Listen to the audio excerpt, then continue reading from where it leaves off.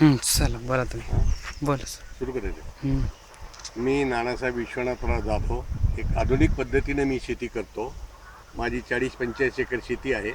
त्याच्यामध्ये कांदा, हुरडा आणि इतरत्र बाकीचेही पिकं मी घेतो, ज्याच्यामध्ये मोसंबी आहे, पण जास्त प्रमाणात हुरडा आणि कांदा घेतो.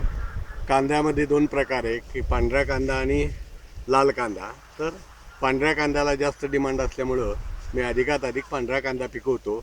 आणि हुरडा दरवर्षी मी 7-8 एकर हुरडा घेतो आणि त्याला मला योग्य भाव मिळतो.